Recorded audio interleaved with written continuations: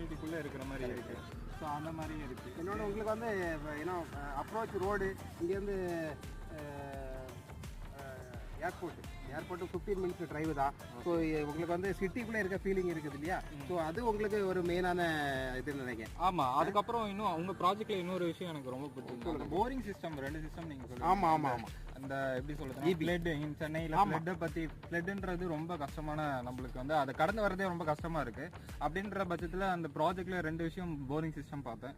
ஒன்று வந்து தண்ணி வந்து தேங்கி நிற்காம இருக்கிறதுக்கு ஒரு சிஸ்டம் கொண்டு வந்திருக்கீங்க. இன்னொன்று வந்து பார்த்தீங்கன்னா ஃபியூச்சர்ல தண்ணி ப்ராப்ளம் இருக்கக்கூடாதுன்றதுக்காக இன்னொரு போரிங் சிஸ்டம். எக்ஸாக்ட்லி மழைநீர் போரிங் சிஸ்டம் எக்ஸ்பிளைன் பண்ணது நல்லா இருந்துச்சு. அதை பத்தி இன்ட்ரெஸ்டிங்கா இருந்துச்சு. ஸோ பார்க்கலாம். தேங்க்யூ. இன்ட்ரெஸ்டா இருக்கு. தேங்க்யூ முருகன்.